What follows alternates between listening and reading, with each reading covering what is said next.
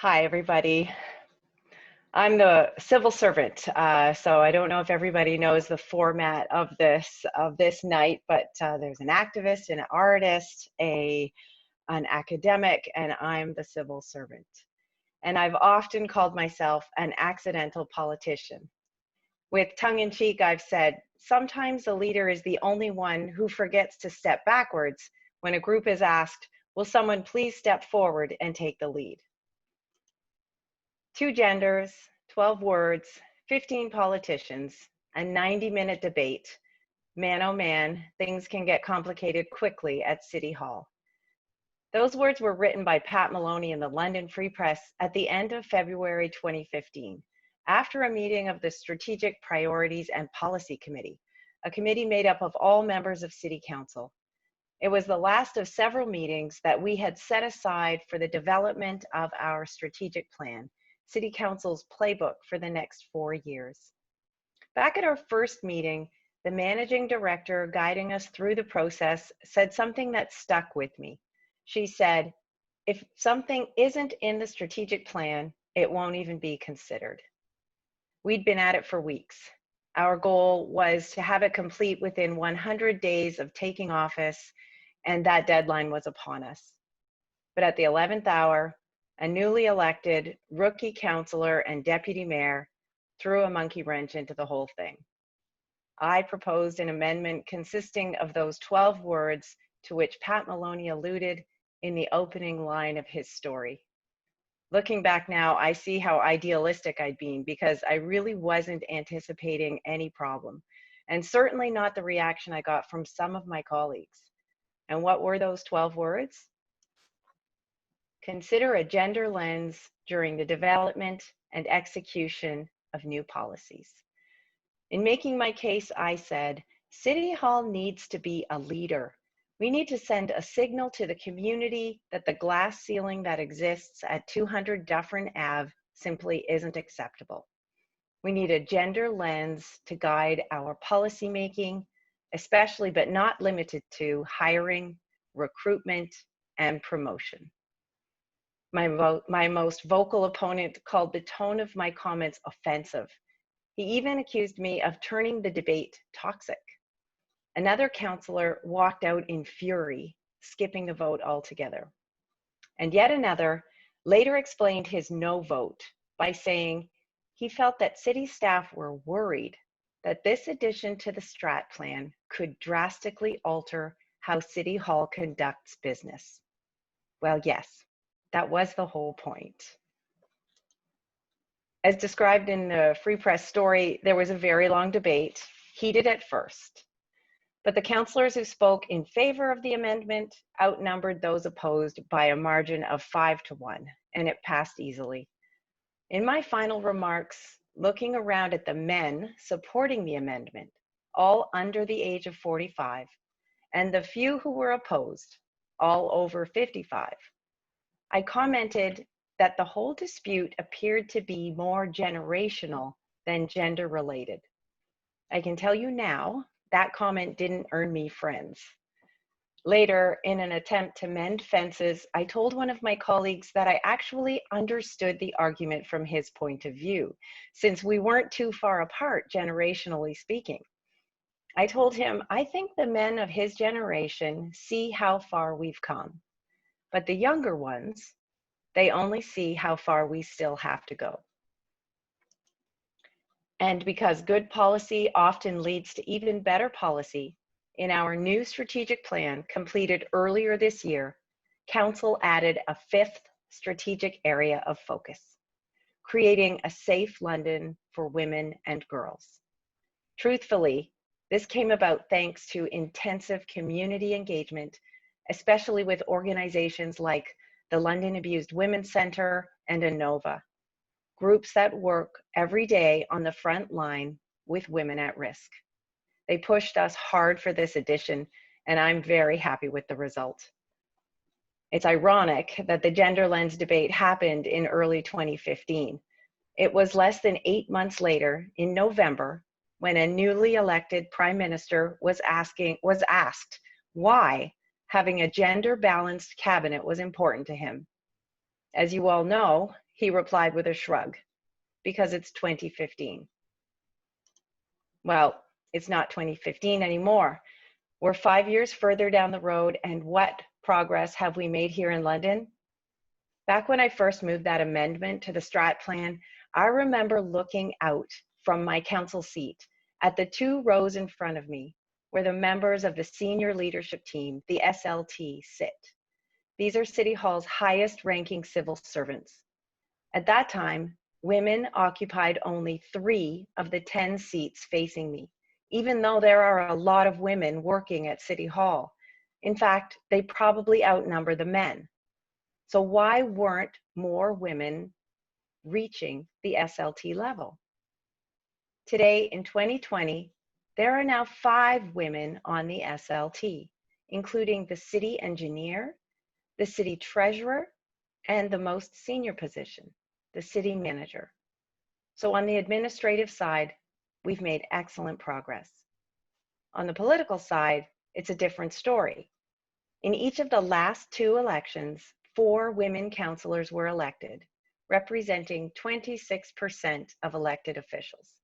This is the lowest percentage of female representation on London City Council since the 2000 election. In 1990, the Economic and Social Council of the United Nations passed a resolution calling on all governments, political parties, and other representative groups to adopt a 30% minimum proportion of women in leadership positions, but stressing that the ultimate goal must be equal representation. That was 1990. And in London, politically speaking, we've gone backwards. When women take their rightful place at the policymaking table, the outcome is sound decision-making and good policy that benefits everyone. When policies are examined through the lens of those who are often overlooked or marginalized, we address inequality in things like housing and income. We address inequality of status and opportunity. We address inequality in all its forms. Despite how it was framed by opponents, a gender lens is not only a women's issue, and the benefits extend beyond one single gender. Just like a safe London for women and girls means a safe London, period. The strategic plan guides policy decisions, but it's the budget that puts the meat on the bones of the plan.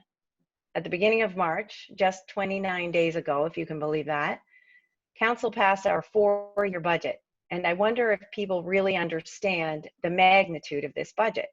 It was groundbreaking. $63 million in new investments for homeless prevention and housing alone, and millions more for things like waste diversion, climate action, new subsidized childcare spaces, and transit improvements, including 3 targeted subsidized transit programs.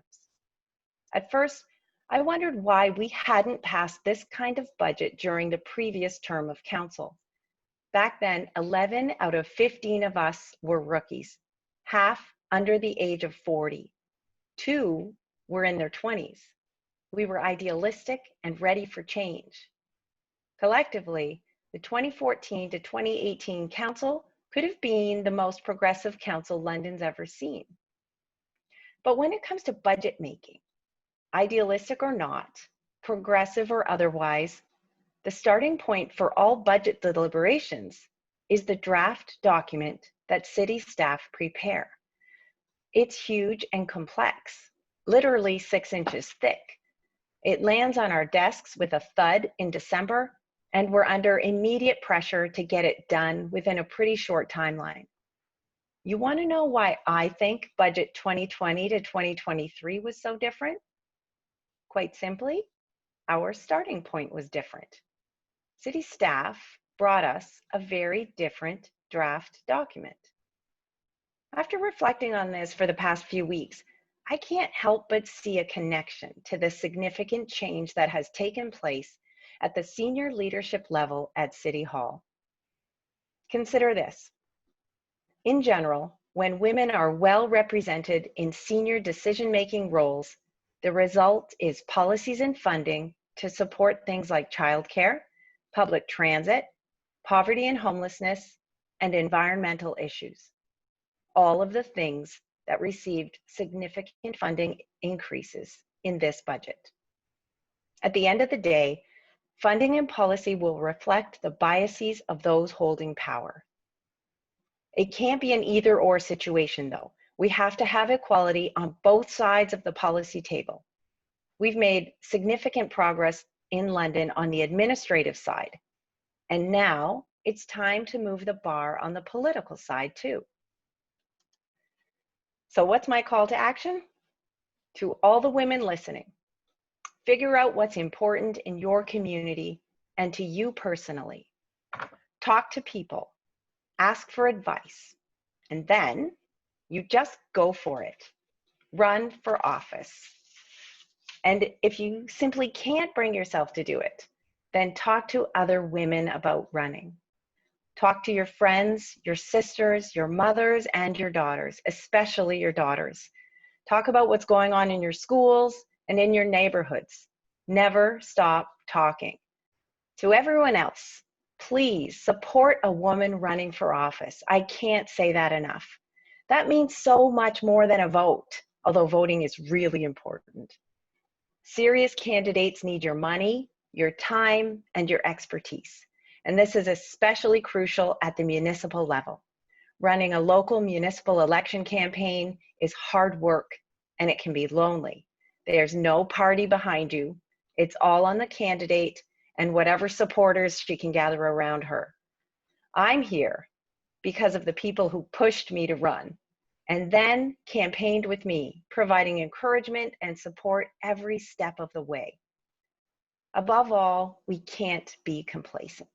Today, there are 4 women on London City Council, but those spots are not guaranteed. If it wasn't for shadowy smear campaigns, we might have at least one more amazing woman on London City Council right now. We can't take anything for granted, and we certainly cannot afford to lose any more ground. I've often called myself an accidental politician. I've been known to say, sometimes a leader is the only one who forgets to take a step backwards. Well, I've decided to stop saying those things. It's 2020 after all, and it's time to step forward, all of us together. It took me 4 years and a really difficult re-election campaign. And maybe because of that campaign, I decided to own this. As Ruth Bader Ginsburg, Associate Justice of the US Supreme Court, said, "A woman's place is anywhere decisions are being made." That means right now, I am exactly where I belong. The question is, will you join me? Wow, those are some good parting words.